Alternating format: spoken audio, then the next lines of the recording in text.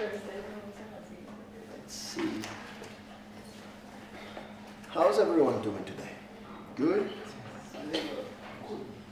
Pretty good, right? Well, I'm the only thing separating you guys from Friday night, right?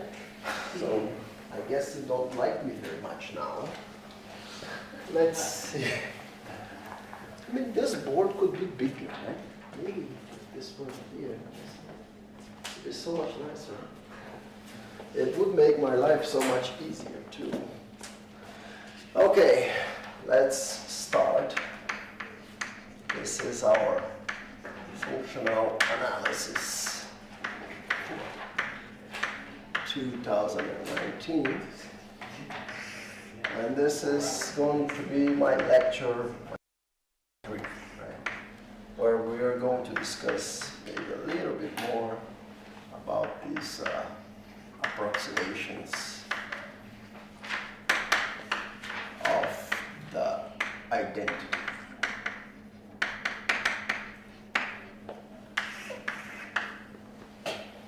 Okay. First, I wanted to, so let's first give you some news or some,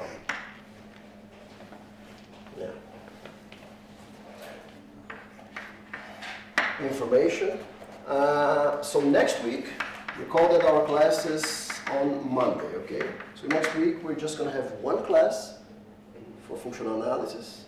I know you're going to miss me, okay? I see some tears falling from his face. I'll be back. So next week, our class is just on Monday. I'm changing with Pavel. So Monday, the normal time, 4 p.m. Okay, we're just going to have the class number 4, and I have an upcoming trip. So class number 4 is Monday at 4. Second piece of news is that I have put homework problems, problem set number 1, and I'm going to be putting on this website. My website is hosted at IMPA, so it's carneiro.impa.br. Okay, so just go to my webpage, carneiro.impa.br. There's a section there named Teaching, and you will find right on the top the Functional Analysis Class 2019.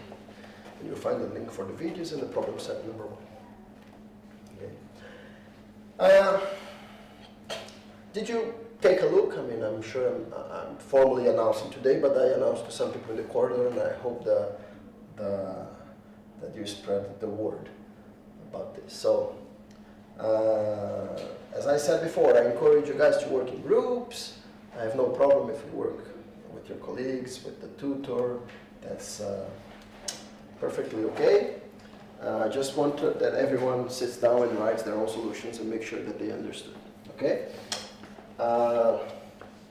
We're going to go back to homeworks very soon, but for this class, we are going to have start to have tutorships next week. Okay, so next week, and the upcoming 2 weeks, Lucia, our postdoc here, Lucia Simonelli, is going to be tutoring this class for the upcoming 2 weeks. I'm going to make, we're going to have 2 or 3 tutors for this class, Lucia, Wagner, and Ala, so they will be helping us in this course over the next weeks. But Lucia has set up the hours for tutoring next week, if I am correct, right? So she'll be working with you guys on the exercises, and you can ask her anything about the course and share information with her that perhaps you don't want to share with me. If you're disliking, if it's too hard, if it's too easy. But one of the points of these homeworks is that for next week. One of the points of the homework is to actually make an assessment to see if I'm going too hard or too easy. I don't think it's particularly too easy, but I want to know if it's too hard. So feel free to tell me if you think it's too hard, or if you tell me that the level is good. As I expected in the beginning, what I think is that the level should be hard, or hard minus epsilon. So if you find it too easy, then tell me, because that's not the right level. You should find it hard minus epsilon. That's the way you learn things. You should find like medium to hard. But okay, it's problem number 1. We can start easy if you prefer. Now, I particularly think that it would be very nice if you start writing your solutions, and I would be willing to receive the homeworks and grades. But it's up to you. I think it would be a good thing to you, but I'll leave the choice to you. So the choices are, and I'll make a pool here in the class, and we decide together. So I'm gonna give you 2 options of perhaps grades for this course. Option 1 is if you turn in the homework, and let's say we have exam 1, and we have exam 2, and we have a final. I'm going to make 2 exams plus a final. Option 2 is that if you don't turn in homework, and you have exam 1, and exam 2, and the final. Okay? So this would count for 25%, 25%, 25%, and this would count for 50%. This would count for 25%, this would 20%, and this would count for 50%. Why are you laughing? My mathematics doesn't add up, right? Yes. Okay, but that's because in option number 1, I will let you discard one of these 3 first choices, okay? I'll let you discard whichever is smaller, and this will be your grade. Option number 2, you don't get to discard anything. Which one do you prefer? Who prefers option number 2? Raise your hands.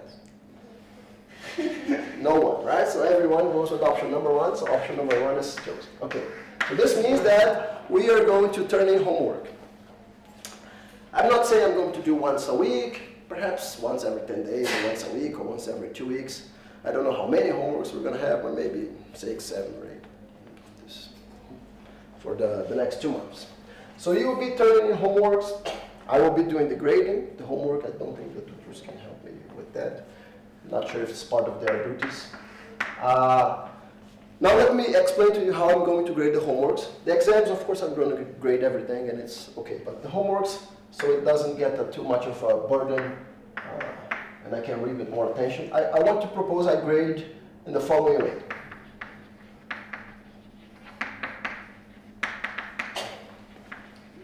Grading the homeworks. So I place a particularly very nice value in, when learning mathematics, in saying the things, recognizing when you don't know how to do things. You will see around people, when you talk mathematics with them, that some people have a problem in saying, I don't know. I particularly don't have a problem in saying, I don't know. When I don't know something and you ask me to say, I don't know. If someone asks someone else, and you might find someone in the street say, how do you do these things? The guy, oh, you just do this, this, and that. Can you show me on the board? That's very easy. You just do this, this, this, and that. Can you actually show me on the board? That's easy. You should do it by yourself. But some people won't say I don't know, and will find always a way around to do things. So when I'm grading, the worst part that I feel is like whenever I'm grading something and there is a solution with 8 pages, and right on page 6 there is like a magic there, like the guy didn't know what to do, and then he just claimed something to see if it was going to be overseen by the guy who's grading. Which is, most of the cases, it is overseen and so on, but this is not something you should get used to do. So I want to place real value in when you say you don't know things. I guess this started with me before becoming before doing my PhD, I was a high school teacher. And when I was teaching in high school in Brazil, not high school, but also like elementary, middle, and high school. I was teaching kids from 10 to 17 years old. And one of the classes I had was with the kids, 10-year-old kids, to teach for the Math Olympiad program. I was kind of the coach of the Math Olympiad in the school.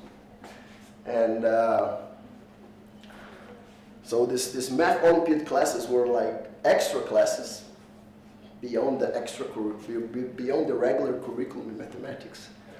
And the problems would be a little bit more difficult. Instead of being a problem where the teacher teaches you something and you directly apply, these Olympiad problems would have some sort of one idea to solve them. It was not just trivial and so on. Like, find all solutions of this possible equation over the integers and so on.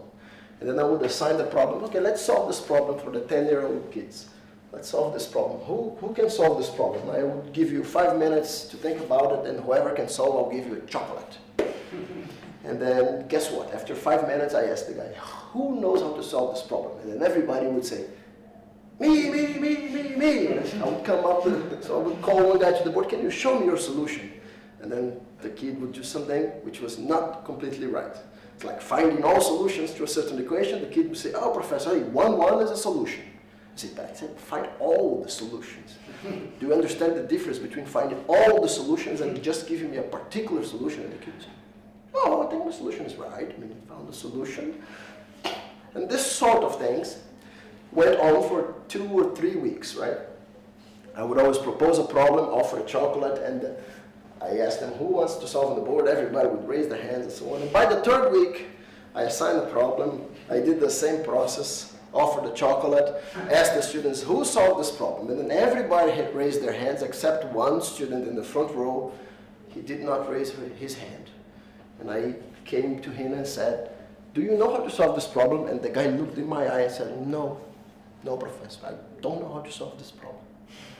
This was a changing point for this class, because I stopped the kids and said, hey guys, there are, in my opinion, 3 stages of learning mathematics. First stage, you don't know how to do things and you think you know. Second stage, you don't know how to do things and you know you don't know. And third stage, you actually know how to do things. You learn how to do things. So you see, this guy right here, has moved to the second stage. He doesn't know, and he acknowledges and he knows that he doesn't know.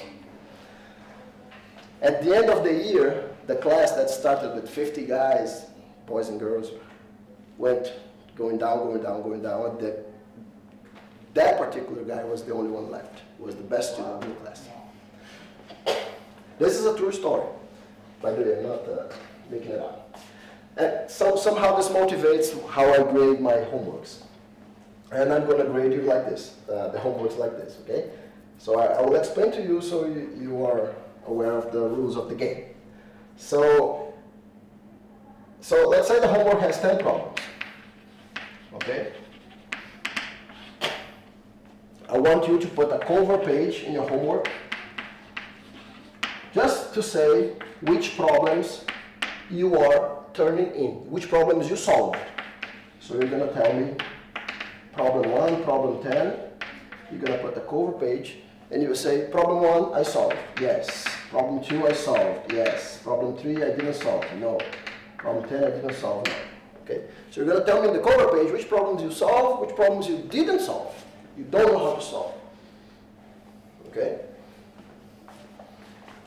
I'm going to grade 2 problems. I'm going to grade 2 problems, and of course I am going to grade 2 problems among the problems that you said you solved. Okay? No, I'm serious, because when I was in an undergrad, I had a professor that did the same scheme with me in my class. He would assign homeworks of 10, 20 problems, and he would actually make a draw. He would randomly select the 2 problems that he was going to solve, and if you had turned 19 problems but failed to turn in that problem, you would get like 50% of the homework. I don't want to be to leave it to chance, so I'm going to grade 2 problems from the ones you said you solved. From yours, yes. Okay. Distinct problems? Two different problems, yes. And I will grade this and I'll give a grade. So this will give you a percentage. So this measures your level of confidence. Okay? So this is your confidence level. So your grade in the homework will be your confidence level tied to the number of problems you solved. You said yes, number of yes. Is that clear? That is your grade. So if you said yes for 8 problems, you said I can solve 8 of these 10 problems, and I grade 2, and I feel that one is right and one is wrong, so I will assume that everything that you do, 50% is right, 50% is wrong, so your grade would be 50% times 8 would be 4. Okay? If I grade you and you are 100% correct in these 2 problems, I will assume that everything that you do in this homework is 100% correct, and then you get the grade 8, which is the maximum grade that you can have because you just turned in 8 problems. I believe this is completely fair. And this is actually how they do in the competitions of Olympic Games. For the swimming, for the gymnastics, you know, whenever a guy or a girl goes to to do a jump in the diving thing, he or she says which jump he or she is going to do, right? And each jump has a potential value. And the judges just judge the execution. And then you just multiply the execution times the potential value. So this is exactly it. Is that clear? Is that fair? It would be nice, if I have time, I would grade more problems instead of 2 or 3 or 4. I would grade all your problems, right? But let's just start with 2 because... But these 2 are chosen arbitrarily or...? These 2 are chosen by me. I'm not going to grade the same 2 for everyone. Okay. Of course, if there is a hard, I will go for the hard problems. So if you said yes for a hard problem, I'll go there. I'll probably go for a hard problem and a medium problem, but don't make a mistake, and I'm not going to choose the 2 easy problems. If you said yes for a hard problem, I'll go there and I want to see. Okay? So the confidence level has only 3 values, 0, 50%. No, I mean, I may give partial credit. The problem may have different items. By the way, if the problem has different items, you can just say for first item yes, second item no, okay? If the problem has multiple items. And no, the confidence level is from 0 to 100, continuing. I may grade it like I would grade something else. I mean, if there is just something which is an epsilon of a loss there, something, but I would put 90% or 80%. I don't want to be particularly hard on this, but I just want to encourage you to think about, because things in mathematics are concrete, so either when you look at the solution, either this is correct or this is not. So you should be able to look at your own solutions and make sure, hey, this is correct because it is correct. It's mathematically sound. Okay, so if you're having, it's okay also to have doubts. Okay, I don't understand if the solution is right or wrong, but as you move on in your mathematical maturity, one of the things that you should be able to distinguish is not, first, I mean, you would like to learn how to do things, but maybe before that you would like to actually, when someone presents to you a solution, you would like to see, hey, this is the right solution, or this is a wrong solution, and because of this. Let's make this exercise as a group, okay? Let's make this exercise of I want you to actually be clear on what you think you can do and what you don't, you're not ready yet. Sometimes you almost solve the problem, but still there's one detail missing, so I want you to be conservative here and put a no.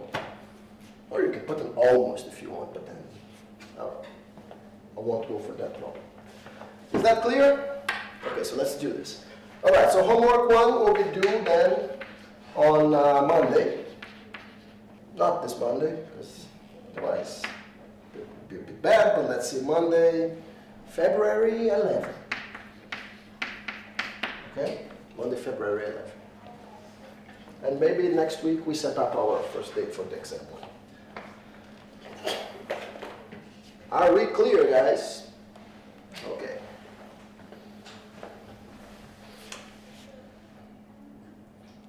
I'm really raising.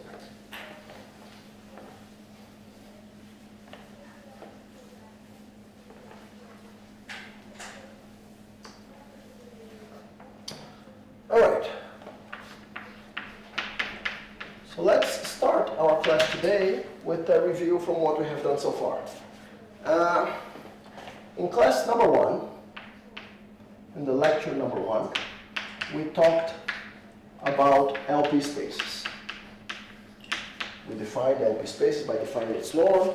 We actually proved that it was a norm. We proved Holder's inequality. We proved that it was a norm. And I left to you guys as an exercise that I don't want to spoil, to prove that it's actually a Banach space, to prove that it's a complete space.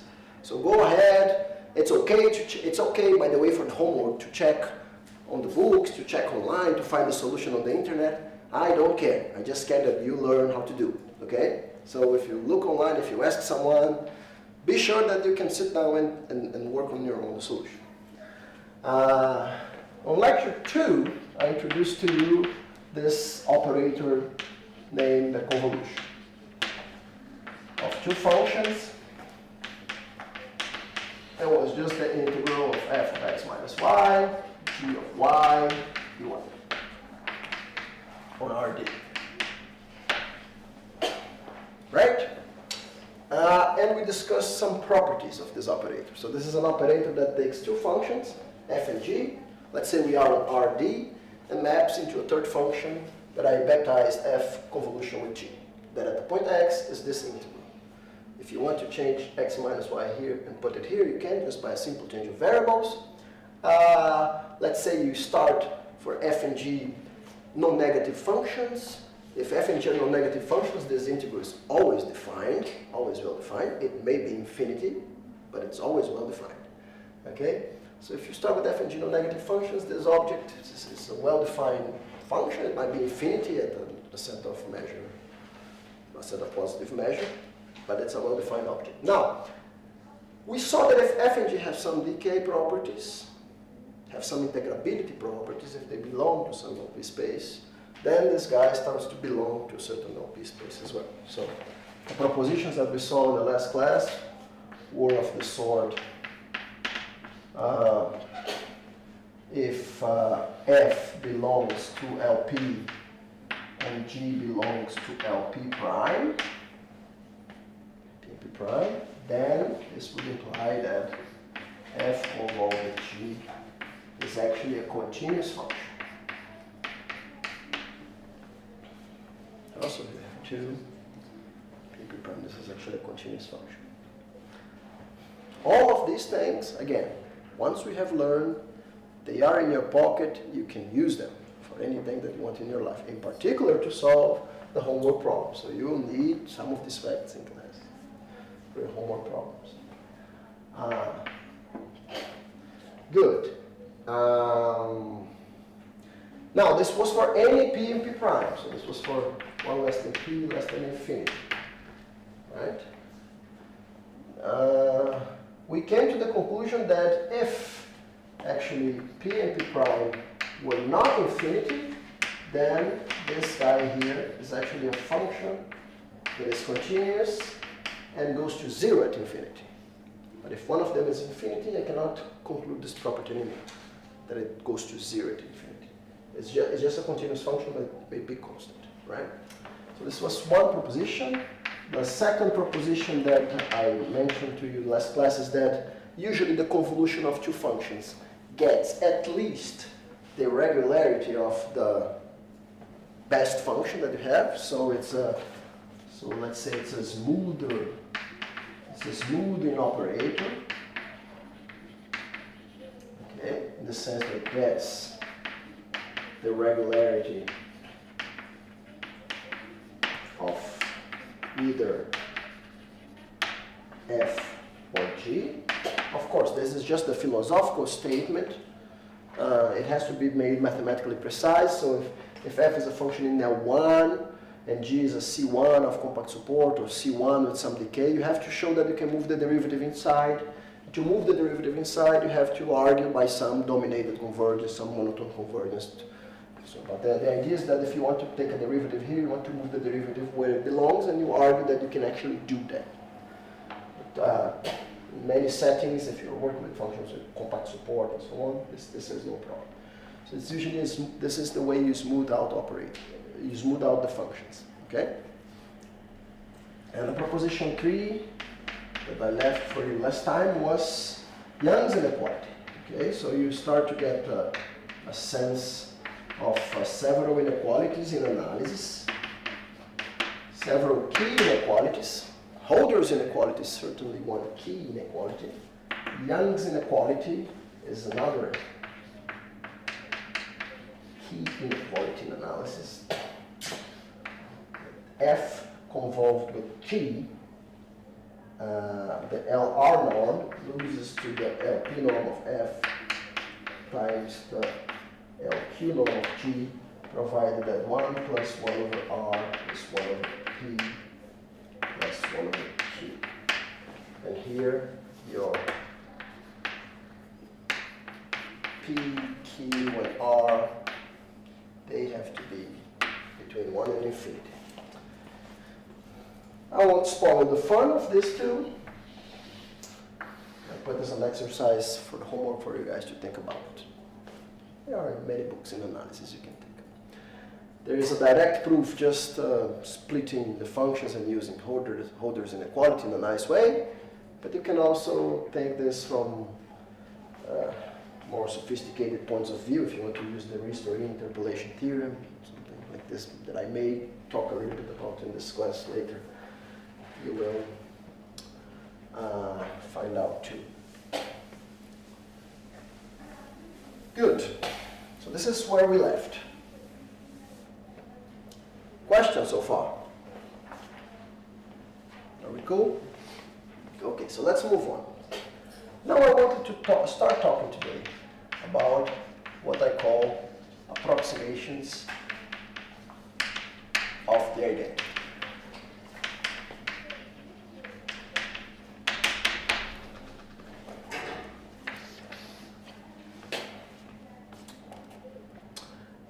And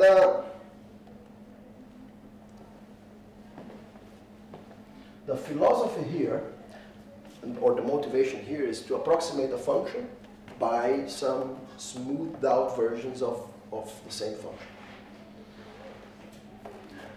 And you have to tell me how you want to approximate a function and how you want these smooth versions to be. So the setup is the following. The setup here. We will start, so you let, say, phi from RD, let's say, to R, let's say a non-negative function. Or you don't have to do this, but let's say phi from RD to R be your favorite function. Be a given function.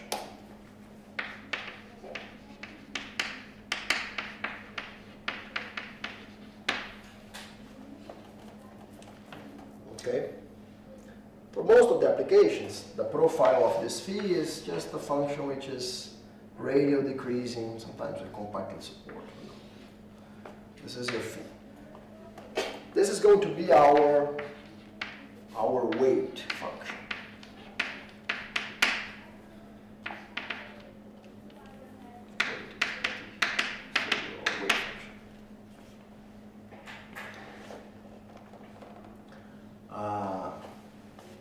Then, for each epsilon bigger than 0, I will define, so let us define this function phi epsilon of x, which is just going to be 1 over epsilon to the d, phi over x over epsilon. Okay, so whenever I talk in this class of this function's phi epsilon, this is by definition phi of x over epsilon divided by 1 for epsilon to the d. Recall here that d is the dimension, okay? So I usually denote d by the dimension. So this operation here, moving from a function phi to this version's phi epsilon, let's understand a little bit what this does geometrically with our function. Of course, if epsilon is 1, so your original phi is just phi 1, okay? But let's understand what happens when epsilon is getting close to 0 or when epsilon is getting close to infinity. So first of all, this operation here preserves the integral of the function. So the integral of phi epsilon of x dx is just equal to the integral, right? But this is epsilon to the d phi of x over epsilon dx. And then right here you change variables. You call x epsilon y. Of course, you are in RD. So the Lebesgue measure will change. The x will be epsilon to the d dy. And then when you cancel the epsilon to the d, this will just be the integral over RD of phi of y dy. So these functions phi epsilon, normalized this way, they have the same integral as the original function phi. Okay, so you're not changing, which is compatible with the notion of weight. Okay, so now let's see geometrically what they do.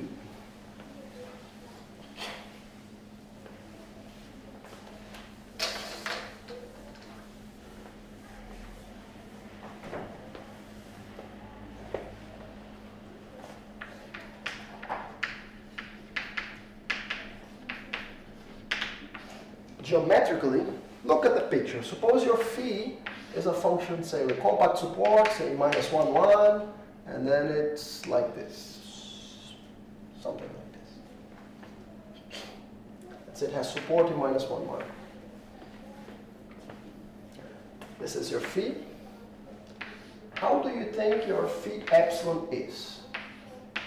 When epsilon is, say, small. When epsilon is small. So first notice that if your function phi has support in -1, 1, this means that your phi epsilon will just have support when x over epsilon is between -1 and 1. So when x is between minus epsilon and epsilon. Okay? So if epsilon is small, this function will have support here minus epsilon, epsilon. And I'm also telling you that the integral is the same. So the whole mass here has to be kept. So this function will do something like this. It has the effect of like squeezing the function, preserving the mass. Right? It's going to go up. And it's going to go up because of this factor here, 1 over epsilon to the d. Right? This when epsilon is small, this fact is forcing your function to go up. Right? Phi of 0, if phi of 0 here says a number 1, then phi epsilon of 0 will be 1 over epsilon to the d. But this whole mass is the same. You can squeeze and you can squeeze this, and when you make epsilon go to 0, this is what we mathematicians and we physicists like to think of a Dirac delta distribution. Yes, so it's going to be like the Dirac delta.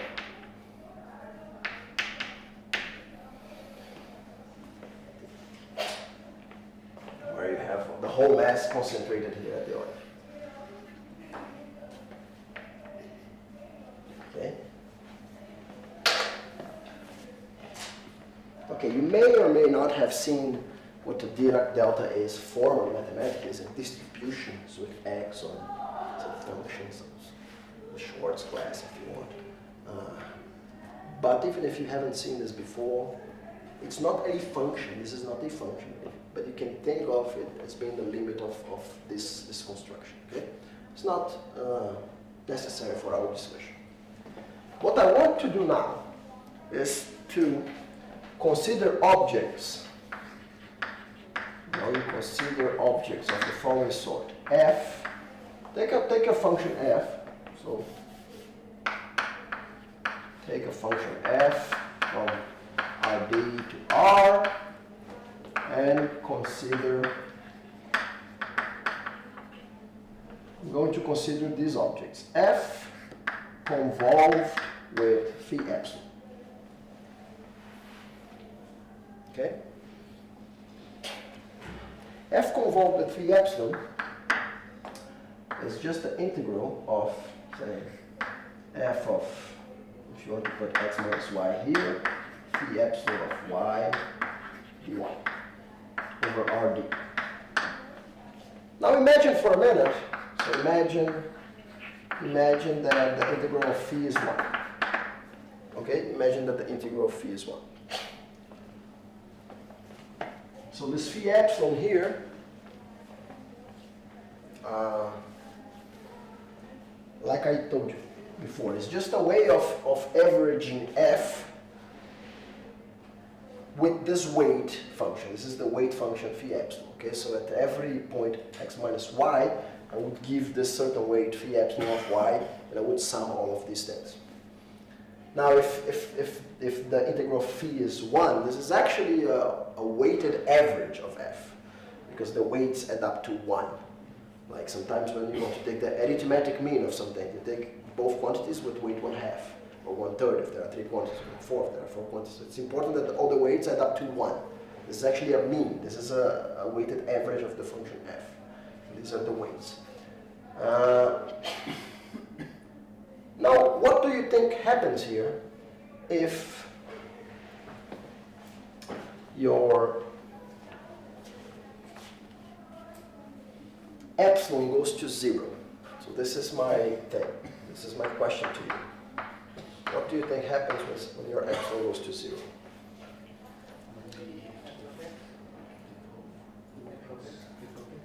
It will be what? F of x, right? So if the integral of phi is 1, let's say this integral is 1, and when I am sending epsilon to 0, this means that I'm concentrating the whole mass of this thing when y is very close to 0. In other words, this x minus y will be very close to x, right? So if I'm taking an average of the function f, just on points which are very close to x, and if my function is continuous, for example, it's very reasonable to expect that I go back to f of x. It has to be continuous, right? I'm not saying that, but if it is continuous, it will go back to f of x. Do you agree? Yes, okay. Now we want to understand what happens in the general case, if f is not continuous, if f is just an LP. But morally, so let me just write this word here. Morally, when your epsilon goes to 0, this construction should somehow go back to f of x. And our point now is to understand the meaning, the different meanings of this word morally. So, why is this good? Why is this very helpful? This is absolutely one of the most fundamental constructions in mathematics or in analysis. Right? Sometimes you have a bad function here. It might not be that bad. It might be a Sobolev function. It might be, but it's let's say it's not a bad function. Let's say the good functions are infinity with compact support. This may be a bad function. But what do? You do the convolution with some phi epsilon when your phi is a very good function. Say if phi is infinity with compact support, then this function is automatically infinity as well, because it gets the regularity of the best function. So if this function is infinity of compact support, this is going to be a infinity function.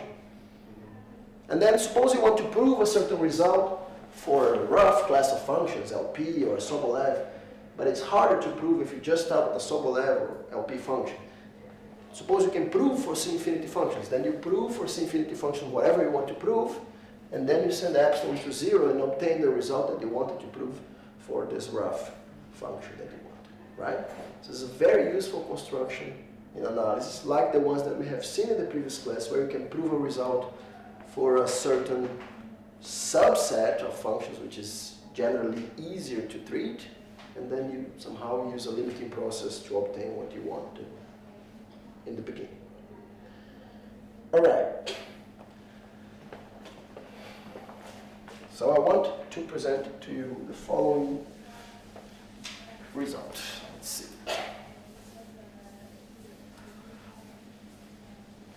This is what we call an approximation of the identity, because this construction phi epsilon here, it's like it approximates the identity. It's like the convolution with phi epsilon returns to me the function itself. So the Dirac delta in this case would be the identity. If you have here delta of y, you would just integrate when y is 0. This would return to you the value of f of x, if f is a continuous function. Right? So these are like approximate identities. When epsilon is very small, it's not exactly the identity, but it's almost there. I'm going to make epsilon to 0. Okay, so this is what we call approximation of the identity.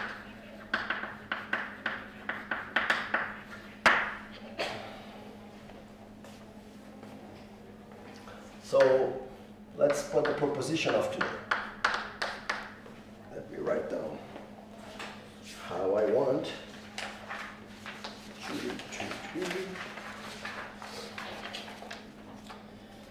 Let's see. I want to first investigate the LP convergence. So this is the approximations of the identity.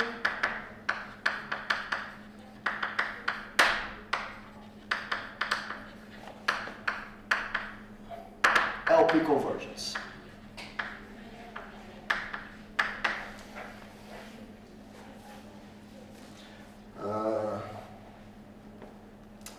Let phi be an integrable function, L1 of R, Rd, with integral of phi being certain number A. Then we have the following. First, if f belongs to LP of Rd, in the case 1 less than or equal to p less than infinity,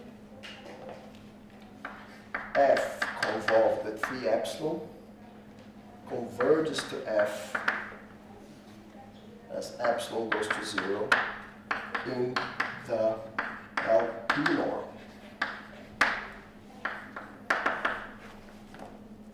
Second, if f, say, is bounded,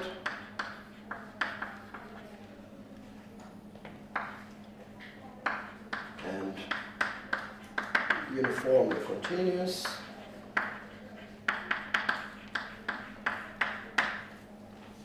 then f convolved with phi epsilon converges to f as epsilon goes to 0. Uniform.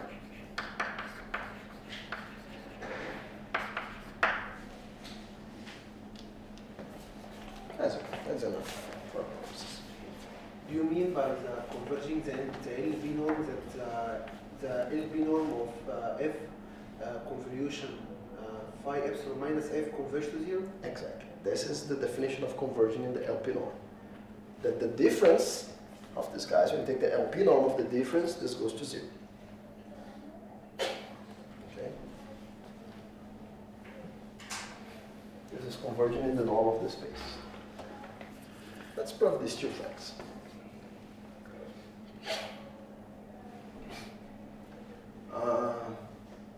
Of course, if f is continuous, f convolved with phi epsilon converges to f of x pointwise. You can show this fact, but I didn't write here. Okay. I'm sorry, I made a mistake here. So if the integral of phi is a, this will converge to af, this will converge to a times f. Okay? So it will converge to f if this integral is 1, like in that case. But in general, it will converge to a times f.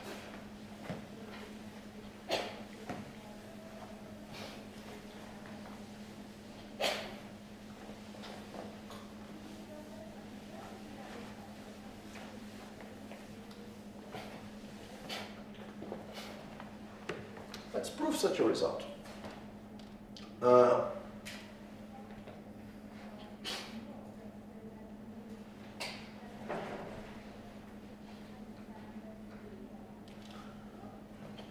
So, you see, this answers a little bit, this gives a meaning to what I was defining there as converges modally. Right? If your function is in LP, then you cannot say that it converges pointwise, because a pointwise value is not well defined. It's essentially what the best that you can say, well, in principle, right? We will see, maybe you can say that it converges pointwise almost everywhere. This is actually true in some cases. But you can first ask yourself, okay, let's see first if it converges in the LP norm, right? And, all right. So, let's see, one of the ingredients that I wanted to maybe, ingredient that we want is this so-called, to do the proof of this, the so-called Minkowski inequality.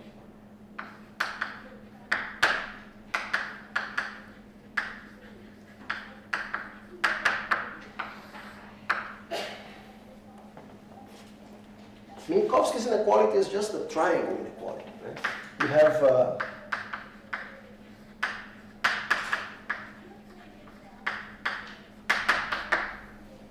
you already know that, but I want to maybe open your minds if you haven't seen this in a more general form.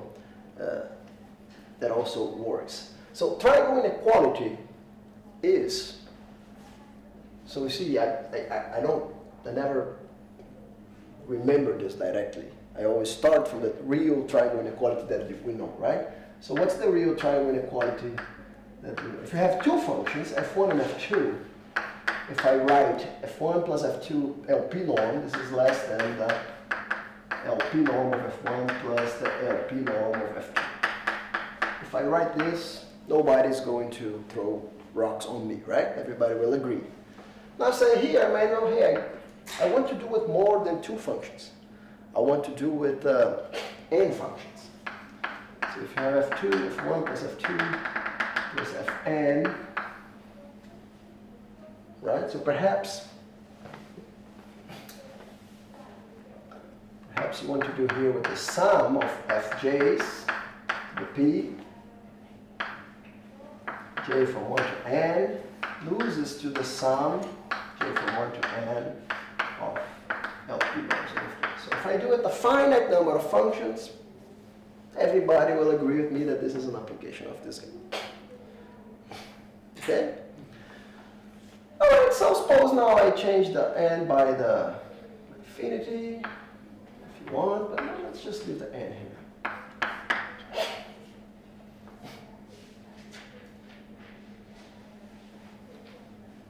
You see,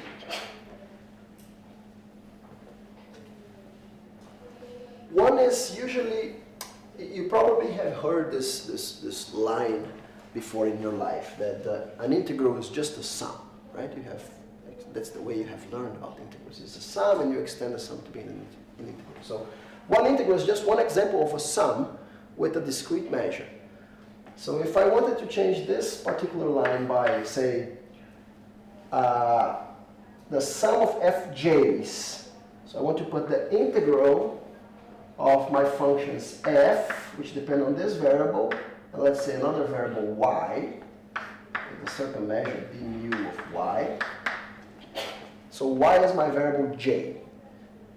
Okay? So, and then this is the integral in the variable y. And I take the LP norm. This is less than or equal than the integral of the LP norms. Okay, and you can put here any measure that you want.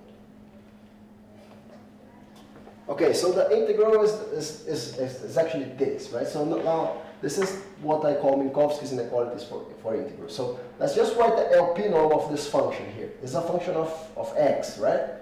So this will be my function of x here, f of xy d mu of y. This is my function of x raised to p, integrated with a certain measure, d mu of x. Another integral here, in whatever space it is, to 1 over p. So this is the side. It's less than or equal than the integral of, then the LP norms inside. So the LP norm here is just f of xy, p d mu of x to the 1 over p, and you integrate against this mu of y. So this integration is in x, this integration is y, this integration here is in y, this integration is whatever spaces they are. Okay, so this is a genetic form of the triangle inequality if you want to apply in any sort of measurable space. This is sometimes what's referred to as Minkowski's inequality for integrals. All right, so it's I believe it's an exercise for you to prove this. Prove it.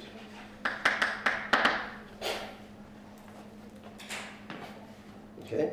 If you want to prove it just for RD with Lebesgue measure, that's fine. But it holds for general measurable functions.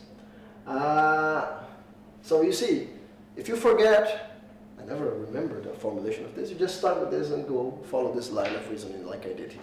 This you cannot forget. If you forget this, then you time to start taking pills. And then, okay, you go. Okay, so let's say we have this.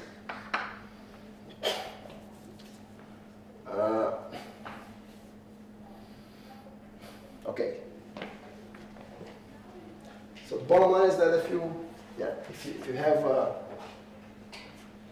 have the LP norm of an integral, you can move the p inside, and you can integrate the LP norms, switching the spaces, right? Good. So I will forget this in 1 minute, but you have this in your homeworks, so in your notebook. So I will erase here. Is that okay? Because I don't want to erase the statement of the theorem.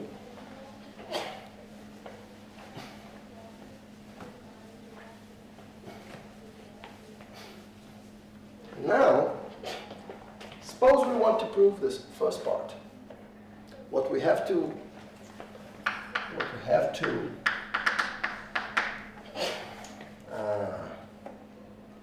let's understand first what is f convolved with phi epsilon at the point x minus a times f at the point x.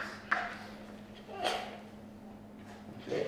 This is by definition the integral of f of x minus y phi epsilon of y dy minus, and then I'm going to write this, what do I want to do? I'm going to write this a in a very nice way, which is the integral of f of x phi epsilon of y dy. Remember that the integral of phi was a. If the integral of phi was a, the integral of any phi epsilon is a. This is just f of x, it's just a constant for this integration, so it goes out. Then this is the integral of phi epsilon, which is a. Okay, so I'm doing nothing in two different ways. I'm writing a as this guy. Now I put these two integrals together. This will be the integral of f of x minus y minus f of x the epsilon of y dy. Beautiful, right? So all of these integrations, recall that they are on RD.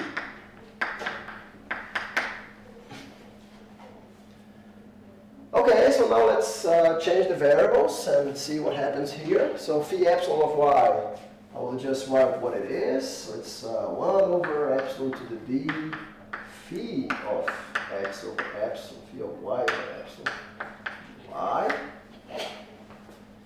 And right here, let me change the variable and call y. If I just call y, say epsilon w, this will be integral over rd of f of x minus epsilon w minus f of x.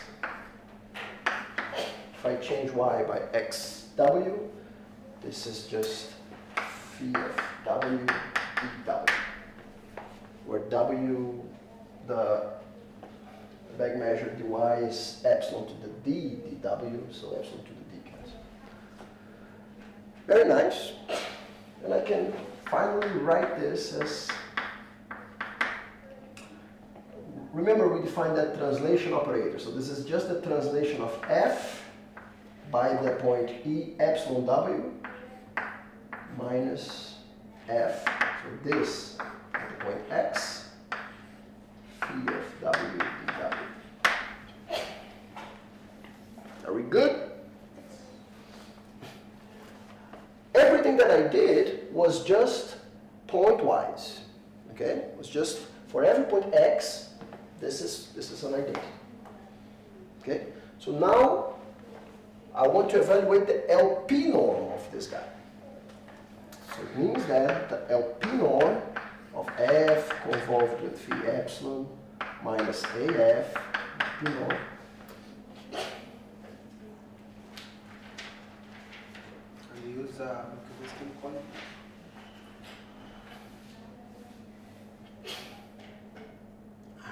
to use that, yeah.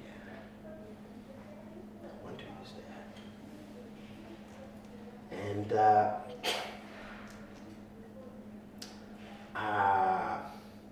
the LP norm on this side is the LP norm on this side, right? So let's do this is equal to the integral over RD. So this is something that depends on the point X. I take the bar, so this is integral over RD of tau epsilon W F minus F X, phi of W dW is equal to P, and then dx, and then everybody raised to 1 over P. It's just the definition. And here's the point. I want to show that this goes to 0, as epsilon goes to infinity, right? But then I will use Minkowski's inequality right here. So this is Minkowski.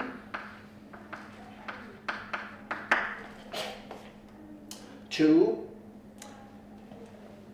say essentially the triangle inequality, right? So the integral of the LP norms, the LP norm of the integral loses to the integral of the LP norm. So I'm going to move the LP norms inside and switch the order of integration. So this is going to be the integral of the LP norms of this function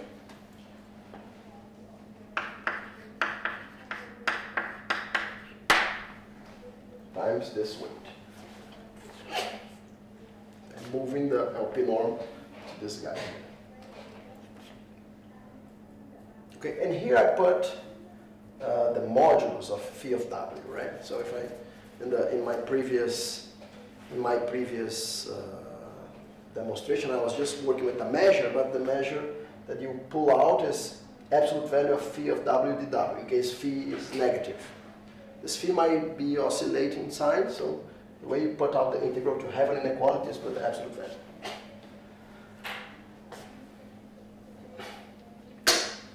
Now let's look at this.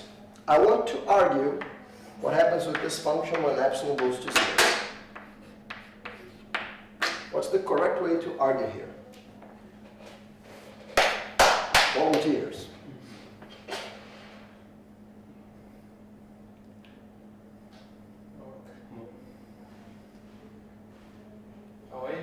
Away from 0, we'd like to use the decay of phi, and near 0, we'd like to use the continuum of the integrability, because as epsilon goes to 0, the translation of f becomes very close to f, the value of f. Yeah. Therefore, the difference of the function and the binorm of it must go to 0, because the function becomes very close to each other. Yeah, this function belongs to LP, so this is bounded. Yeah. Because W is converges to LP, we can use this converges to 0. But because W is model of the W is tends to R. We have R, A, and so, and this translation at minus F is LP. If we prove, I think we proved, and so LP and so LP function, so is bounded. You guys are getting there. I'm sure you all had all the ideas that you presented to me can be made into solutions.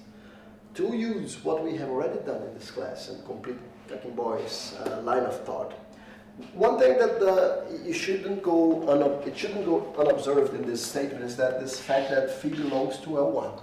So phi is an integrable function. I'm saying that the integral of phi is A, but this is the integral of phi without the absolute value. It's A. But the integral of the phi itself is integrable. So in this statement, phi could not be a function like sine x over x. So in complex analysis, you learn how to compute this integral. Sine x over x is finite. But this is not an L1 function. If you put the absolute value, it's not integrable. But because of the oscillation, this function here is integrable. Okay? So coming back to our situation, the way to argue this final limit is the following. I'm looking now at this whole thing as a function of W. Okay, so you use the fact that this LP norm of the difference, this tau epsilon W of f minus f LP norm loses essentially to the norm of tau epsilon W of f plus the LP norm of f. So by triangle inequality, this loses to this, and this is equal to 2 times the LP norm of f. Okay, so this is a bounded number. This number here, for any w and any epsilon, this number here is bounded by this universal number, 2 times the LP norm of f. So this is bounded by a number. So this function here that lies inside the integral is bounded by this number times the absolute value of phi, which is an L1 function. Okay, so this guy as a function of w is bounded by an L1 function. This is begging you to use the dominated convergence theorem. So you use dominated convergence here. And you can, for each w, you can pass, for each point w in your space, you can pass the limit as epsilon goes to 0. But if you fix w, what is the limit of these guys when epsilon goes to 0? Well, we have seen that the translation, so when epsilon goes to 0, this translation epsilon w of f minus f in the LP norm goes to 0. This is one of the results that we proved. We can already invoke, recall that p is less than infinity. This is where we're using that p is less than infinity in this proof to argue that the translation is continuous. So for every fixed point w, the limit when epsilon goes to 0 of this guy is 0. So the pointwise limit is 0. So the integral goes to 0 by dominated convergence. Okay? So it's a very subtle and neat argument, but it's not hard.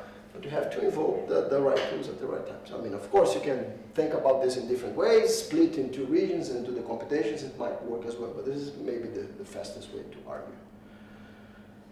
Is that okay? So very nice. Look at the nice result that we have proved. Right? So if my function, you can already tell me something. Even if my function is not continuous, just an LP function, these approximations of the identity will go back to the function, well, times the integral of the weight, in the LP norm. So you will be using this fact that we have proved in 2 or 3 exercises in your homework. So just pay attention, just recognize the approximations of the identity with their integrals. Some may have integral. I call your attention to the case where the integral phi is 0. It might be the case that the integral phi is 0, then this would be converging to 0. Okay, but if the integral phi is 1, this would be converging to the function f. All right. So in your homework problems, you will have to recognize the kernels appearing as approximations of the identity in the appropriate sense. Let's prove the second part. The second part is pretty much similar. Let's see. Let's see. Second part is pretty much the same, right? So I'm telling you, if f is bounded, and if it's uniformly continuous, then this converges to this uniform, independent of the point x. So let's just take a look at the first part of the proof. So what I want to show is that the difference between this guy and this guy gets small when epsilon goes to 0, independent of x, right? So if I just look at the first part of the proof, this is just a chain of equalities. This is equal to this guy.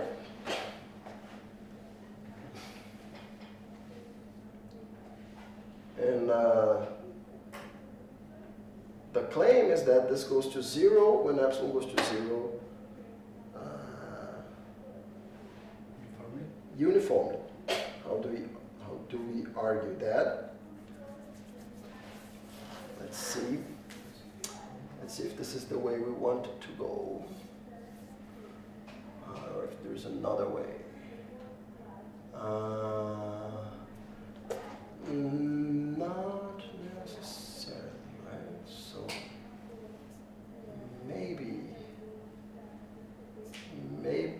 I think we will choose the delta using this part of the translation operator of f minus f with the p norm goes to 0, because given an epsilon, we choose delta of corresponding to this epsilon for this limit. So, I think what I want to do is break this proof right here in this line. I won't go in this direction. I think right here is the right time that we should do something different for this case. And here we split in y close to x, y close to 0, and y away from 0. So let's do this. Let's stop here. Let's continue with this line of thought.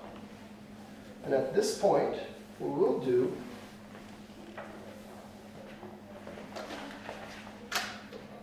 let's say here, let's split here in, let's split this integral in two parts. One is the integral when y is less than a certain eta. Okay, so let me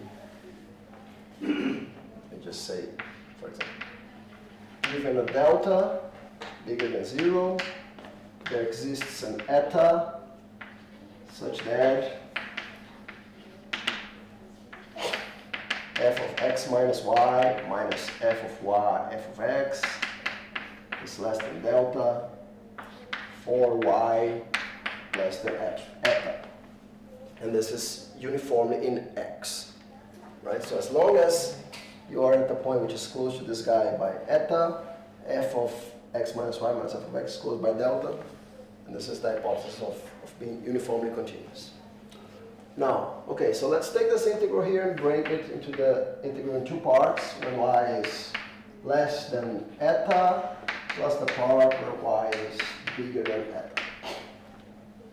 You fix a delta, you fix an eta, and you break the integral in two parts. Now, the first part is bounded by what? The first part here is bounded by, this part is bounded by delta delta A. times the integral of, times the phi, right? Phi epsilon, if you want, phi epsilon of y. So certainly bounded by, it's not A, because if I want to actually bound this, I want to use the L1 norm of phi, okay? And the second part will be bounded by what? The second part, the part that is, so let's just say y less than eta. And the second part, when y is bigger than eta, I have to use the fact that this function f is bounded to say that this is bigger than this is smaller than a big number, let's say 2m, where m is a bound for f, or 2 times the infinity norm of f if you want, times this phi epsilon of y. Okay? So this is smaller than or equal than, say, delta times the L1 norm of phi. So I put the delta out and I integrate this in absolute value, not only in the small ball, but everywhere. So this certainly loses to this guy. And the second part loses to 2 times the infinity norm of f and the integral of y bigger than eta of phi epsilon of y dy. Now is it done? Absolute value of P. Yeah. Okay.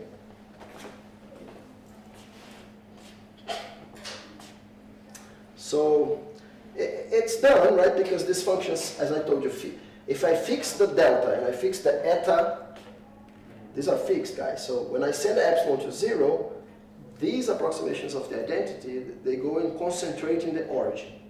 So it's reasonable to expect that this function's phi epsilon outside a fixed ball, as small as it is, but it's fixed, outside a fixed ball, this guy will go to 0. Right? Well, if you want to see this mathematically, you can just work here and change variables. If you just want to change variables here and call y epsilon w, what you find is this is the integral. This last one is just going to be the integral. Now, when y is bigger than eta, so w is bigger than eta over epsilon, phi of w dw. Now, phi is an L1 function, and you're integrating in a ball which is eta over epsilon, and epsilon is going to 0, so this ball is going to infinity, the radius of this ball. So it's integrating your fixed function on the ball going to infinity. So this is for eta sufficiently large, this is small. Okay, this is small, and this is small. And this is, okay, so this is small for eta sufficiently large, this is small uniformly in X. Alright? Then you can work the proof backwards. So if you wanted to show that this whole thing in the beginning was less than delta, perhaps you should start it here with delta over the L1 norm of phi divided by 2, for example, and choose the appropriate eta, and then this would be delta divided by this, divided by 2, and then you would choose epsilon such that this integral loses to whatever it has to lose. Okay? Good. Are we clear? Good. Okay. So we have seen that these approximations of the identity converge back to the function in the norm LP, if the function is in LP, and if the function is continuous, they converge back to the function pointwise. If the function is uniformly continuous and bounded, it converges uniformly continuous, uniformly to the function, to the original function.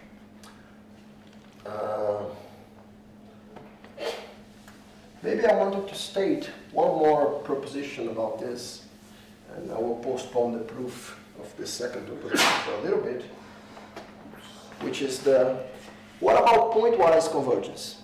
What do you guys think happened with pointwise convergence? Can I say that, my question is, can I say that these guys, what do you think happens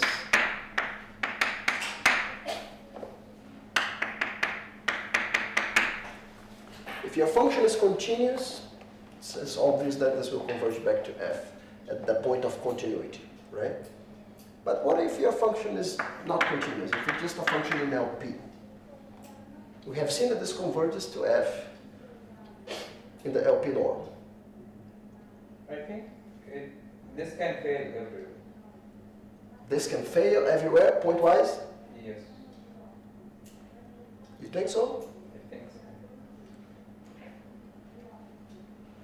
so. Because at every point we can change the function Yes. to be something else. But I think there's some construction which makes it not converge everywhere.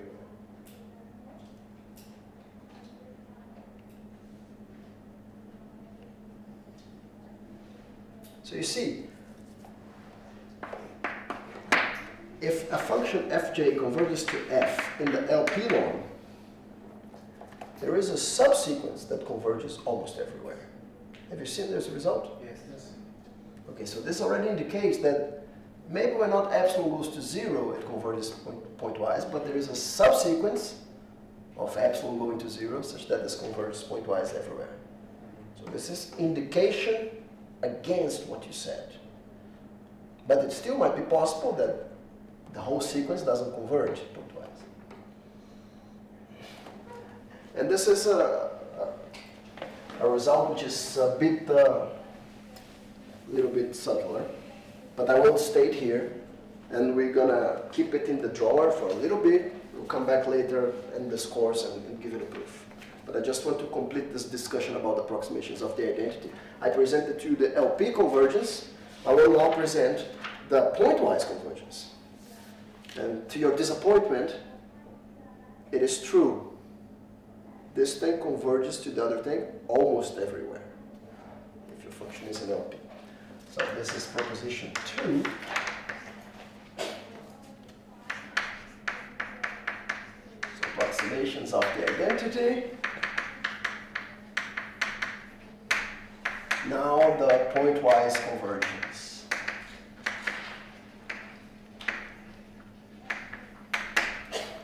our result is the following. Let phi be an integrable function.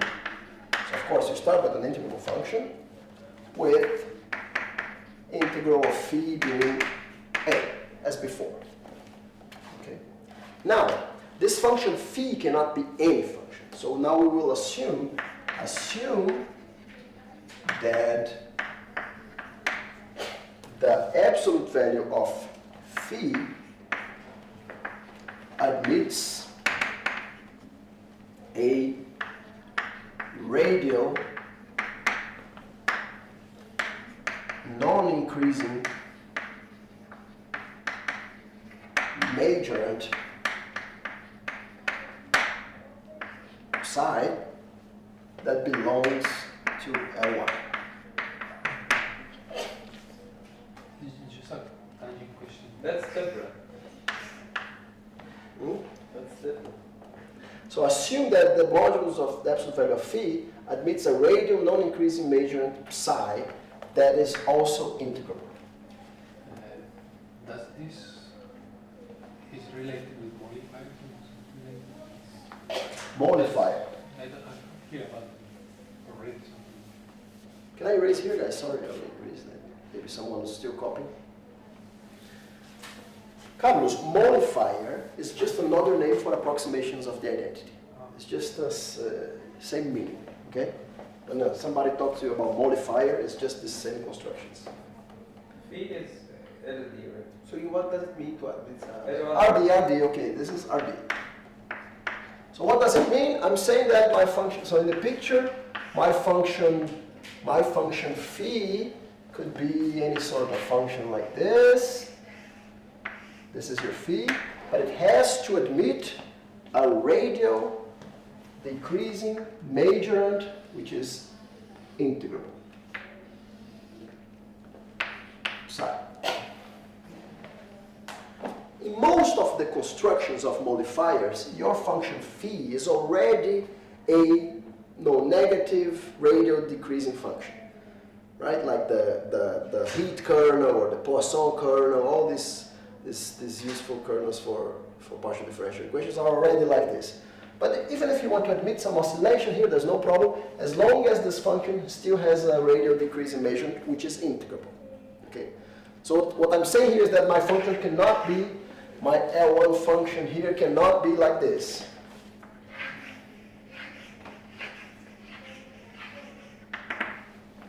Okay.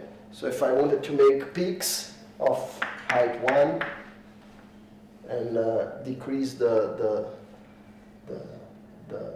length here of the base, so suppose the base here has psi 1 over 2k, this would be still an integrable function because inverse powers of 2 add up. But this function does not admit a radial decreasing majorant. But here you say not increasing, but the function psi is increasing in some part. Radial non-increase, so it's radially, so you should see this picture in RD. So it's a radial non-increasing majorant. So it's a radial function of the radius as a function of the radius. Okay? But this is completely different than the previous proposition because non-increasing assumes that if psi has finitely many discontinuities, countably many discontinuities, psi, because now we approximate with psi, not with phi. Well, yeah, but these are not your, I mean, I'm still going to come back to the functions f that are in LP. This is just your kernel. These are usually for the approximations of the identity. These are... What I mean is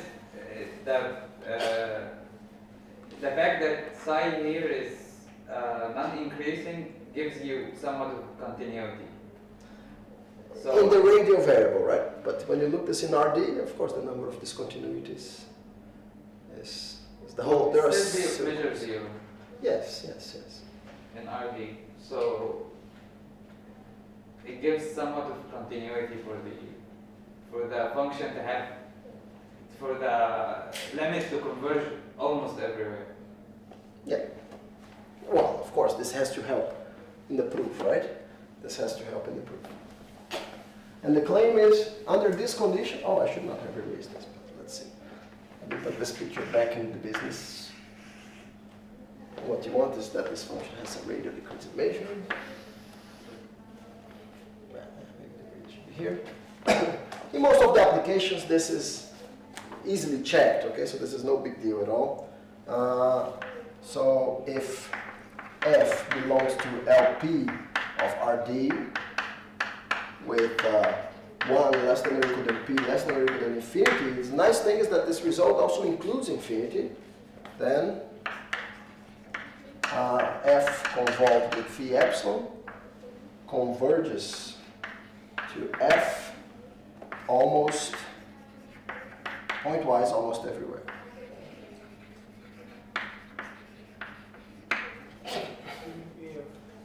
Huh? Yes, epsilon goes to 0. Question? AF. Thank you, Joshua. Thank you very much. AF. Okay. Converges to AF almost everywhere. As a matter of fact, in fact, it converges in all Lebesgue points of F.